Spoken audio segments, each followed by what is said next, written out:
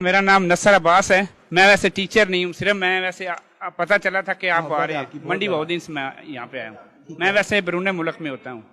एक सवाल है कि पूरी दुनिया में जहाँ पे भी हम जाते हैं कि यहूदियों की चीज़ें अच्छी हैं, उनकी क्वालिटी अच्छी है, उनके चाहे खाने पीने की चीज़ें हैं या वैसे हैं, यहूदियों की चीज़ें अच्छी हैं। हम मुसलमानों की चीज़ें अच्छी नहीं होती, क्वालिटी अच्छी नहीं होती। अगर मैं यूरोप की बात कर रहा हूँ, पाकिस्तान में तो इतनी नहीं है यहूदियों की चीज़ें, वैसे ऑल ओवर द वर्ल्ड की बात कर रहा हूँ। वहाँ पर हमें ये मसला बनता है कि हम बेसिकली मुस्लिम हम वहाँ पे बहुत पसमानदा हैं, बहुत पीछे हैं। अगर कोई गलत काम कर रहा है तो वहाँ पे मुस्लिम होगा, ईसाई भी नहीं होगा, मुसलमान होगा पीछे। ये मसला फ़लस्तीन का तो बहुत दूर की बात है, कोई मुसलमान जाके इकट्ठा हो जाके स्ट्राइक करे या कोई वहाँ पे एहतजाज करे।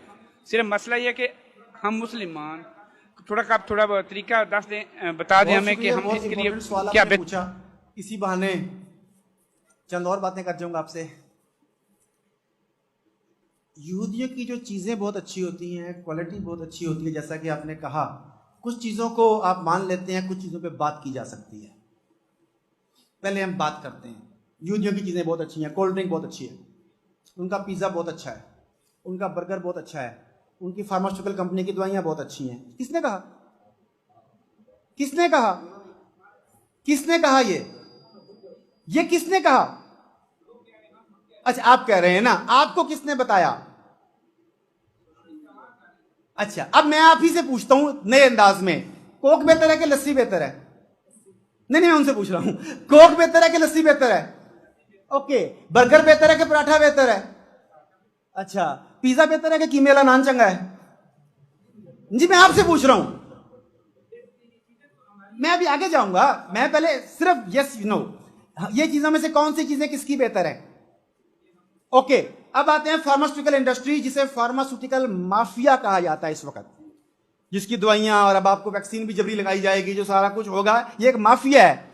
सवाल ये है, जो आपकी तिब्बे यूनानी थी, जिसे लोग तिब्बे नबी भी कहते हैं, दूसरे तरीके इलाज, जो देसी तरीके इलाज थे, उनके साइड इफेक्ट्स ज्यादा हैं या एलोपैथिक के ज्यादा हैं? तो आप मानते भी हैं कि वो नुकसानदेह है, लेकिन आप प्रोपेगेंडा का शिकार हो गए। अब ये प्रोपेगेंडा कैसे काम करता है, this is much important to understand.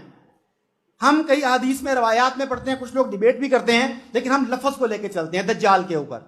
दज्जाल निकला दजल से। दजल कहते हैं झूठ को, झूठ कहते हैं फ्रेब को। वो कहते हैं कोक खुली, खुशियां खुली।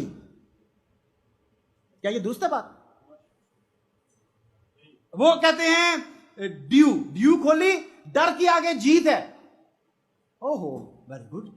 चॉकलेट का इश्तिहार आता है और साथ लव के सिंबल बने होते हैं। जहां ममता वहां डालडा है। ये ममता और डालडा का कनेक्शन क्या है, मुझे बताइएगा जरा क्या है? ये है वो दजल, ये है वो झूठ, ये है वो फ्रेब, जिसके जरिए हमारे ज़हनों को मुसख्खर कर लिया गया। मैंने आपको बताया था पहले, शायद आप उसको बैठे थे कि नहीं, कि वो चाइनीज फिलोसोफर का call, power perceived, power achieved.